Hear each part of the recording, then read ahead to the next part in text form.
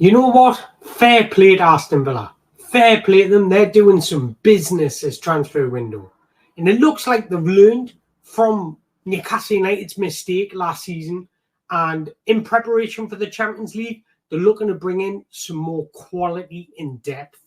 So after the signings of Enzo Barrenechea, I've done it again, haven't I? Sorry, Onana. Take two. Amadou Onana. Ian Matson, Cameron Archer, and others. It looks like they're getting linked with another star boy. That is Lutsharel Geertruida. Hello guys, and welcome back to another episode. And today we're going to be doing a breakdown of Aston Villa's possible signing, Lutsharel Geertruida.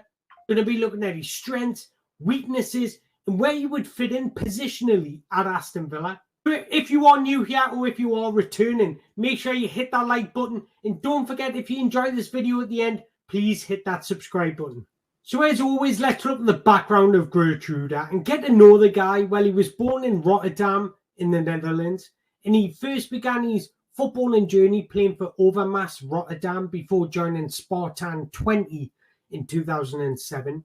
He then moved to the Academy of Sparta Rotterdam in 2009 before joining Feyenoord's beautiful academy in 2012. After rising through the youth ranks, he made his first professional debut on the 25th of October 2017.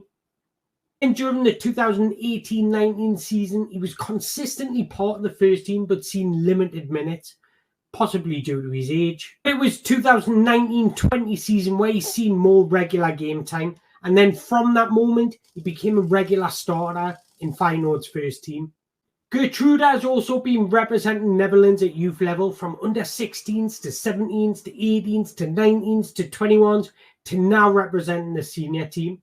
The first thing that Geertruida brings to the table is positional flexibility. Whether that be before the game, starting in various formations, or during a game, in and out of possession. With the fluidity of modern day football, footballers that can play in various different formations to a high standard of value, very valuable. At Feyenoord, Geertruida has been most commonly used as a right back, but he's played multiple times as a centre back and even operating as a defensive midfielder. And with this sort of intelligence and positional awareness, it allows Feyenoord to be flexible during games. When watching Geertruida, it's no surprise he's been educated from a Dutch academy. Geertruida has an elite level of composure and technical ability on the ball for a possession-based defender. This level of composure makes him extremely unique and allows him to be a hybrid defender. What I mean by that is he has the ability to go on the outside and bomb forward if he needs be, but he's most effective when he's coming inside, creating overload centrally as an inverted fullback or just tucking in as a right centre-back and providing a three-man defence. So when playing right back, he's not just a classic fullback who will constantly make overlapping runs. He varies his runs, as I've just pointed out. He comes inside and almost acts like an extra playmaker in the middle. One of his biggest attributes, and probably why he's so comfortable and good on the ball, is because he scans really well. His spatial awareness is really on the highest level.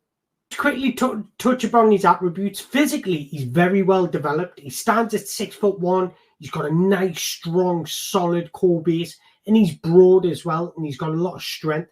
This allows him to shield the ball extremely well, and this makes him very impressive under pressure as well. He's got a good elastic turn. He's able to turn both ways, and he's so comfortable receiving between the lines.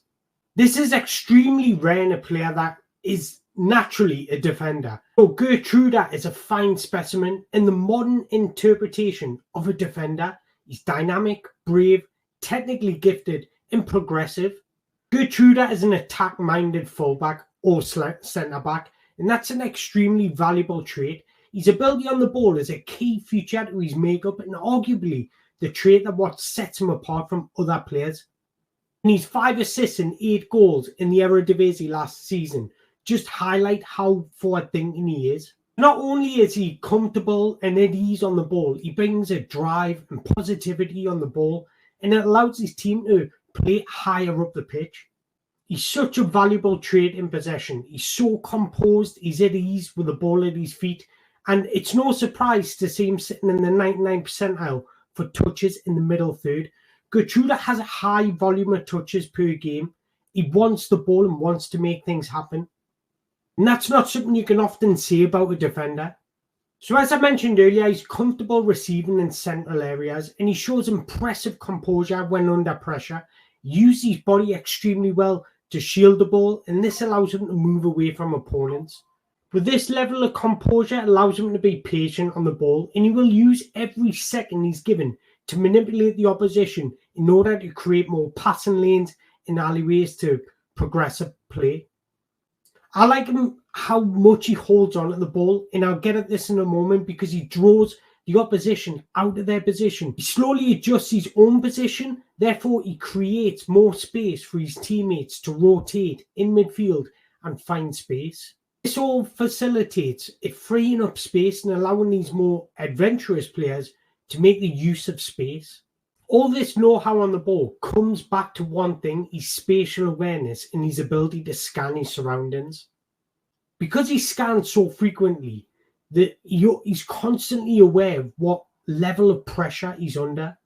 And then when you combine this with the ability to use both feet, it allows him to exactly receive the ball and play through tight situations.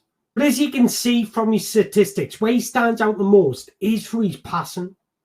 As you can see from the image, he sits in the top 5 percentile for pretty much every single metric when it comes to passing completion. And on top of that, he also sits in the 99th percentile for progressive passes. At first glance, these statistics are out this world, and he's got terrific passing ability. His passes are sharp, clean, and precise. His awareness and his vision allows him to find teammates in space. And what I love about his passing, he always gives the advantage to the receiver. He always finds the right pass and finds the right mode of pass to allow the receiver to receive on the half turn more comfortably. This allows the receiver to progress the play more comfortably and break through transitions more effectively. What I like about him is when he's got the ball at his feet, there is a variation to his passing, whether that be his position centrally or he's moved a little wider. But from both areas, he can break the lines of pressure. He most regularly targets those at the base of midfield, but potentially also has the ability to reach those feet of a wide winger. You can't deny the level of accuracy he has on his passing, and that goes to show in his short and medium passes. He doesn't make a lot of long passes or switches of play, but when he does, they're relatively accurate.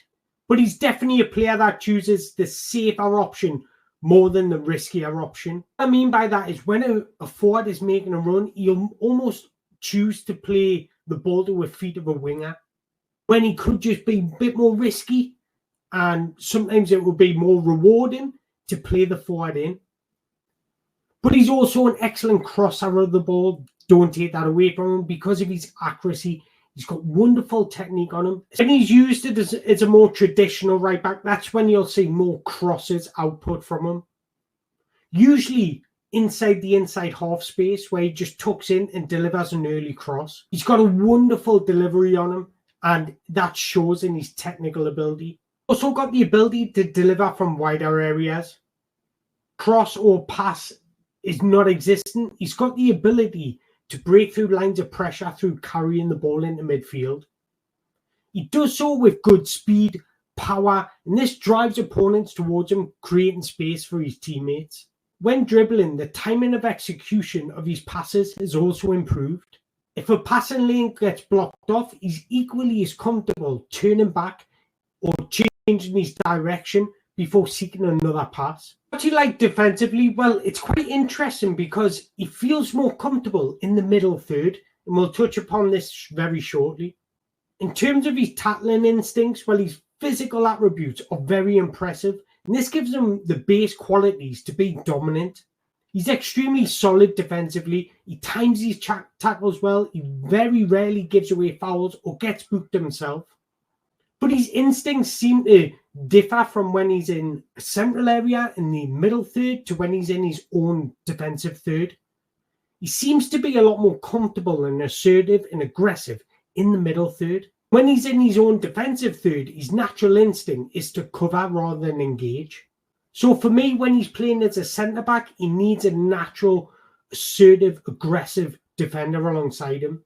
When playing as a centre-back, this actually plays to his strengths because positionally and his sense of awareness is top tier, and this allows him to cover and recover possession extremely well.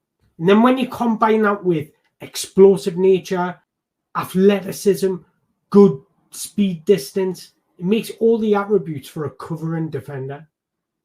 However, this can be, what I'm seeing can be quite misleading because Feyenoord are one of the most ball-dominant teams in Eredivisie and naturally play with a higher line. So most of his defensive actions will come in the middle third.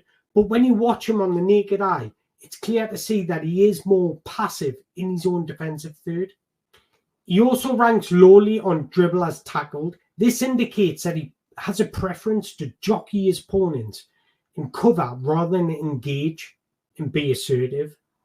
I'm not saying this is a bad thing because it's absolutely not. I'm just pointing out what he likes to do because having more composure and patience allowed him to read his opponents more. And this allows him to go to ground, poke the ball away more effectively and not get as turned as easily. Because you often see with defenders when they're too over keen to win the ball, they step out and the dribbler just turns them. But if he is to get turned, he's got exceptional athleticism and recovery speed to make up the grounds. But when he does engage, he's a master at winning these tackles. He's very calculated in how he uses his body to win the ball back with great effect. I do like his position and I like the space he keeps between his centre-back. Got really intelligent positioning when defending, and this will allow Aston Villa, especially when you combine this with his recovery pace and his athleticism, to play a higher line and trust his ability to make those recovery runs when needed. So like every youngster, they do come with the weaknesses, and Geertruida is no different. I did touch upon one earlier. He is very progressive with his play, but he's very passive as well. I would like to see him take more risks with his passing because he's got the technical ability to do it. He just needs more confidence. That's the same applies for when switching to playing longer balls. Allowing him to play those switches of play will just change the point direction of the attack. This will completely offset the opposition. It will create more space for Aston Villa to drive into and be more fluid and expressive. And then in terms of the defensive side, I would say, especially against one-on-one dribblers, he needs to be a little bit more assertive. Sometimes he jockeys far too much that he's leaving a big distance. But these are attributes that you can coach into him and just probably come with confidence. With an elite technical and tactical coach like Unai Emery, I've got no doubt he can improve on these weaknesses. And I wouldn't even necessarily see the big weaknesses. This is just me being picky. But I would say his positional awareness and his flexibility suits exactly how Aston Villa want to play. He's one of the most talented possession-based defenders that you will come across. And his statistics speak for themselves. But I've got no doubt Aston Villa are getting a really top and wonderful talent. I would be incredibly excited to see this transfer go through because I think he's got the hallmarks and the potential to be an elite level athlete. So if you've enjoyed this episode, please don't forget to hit that like button and make sure you hit that subscribe button so you're back for the next one. As always, I just want to say I appreciate your time, and until next time, thank you very much.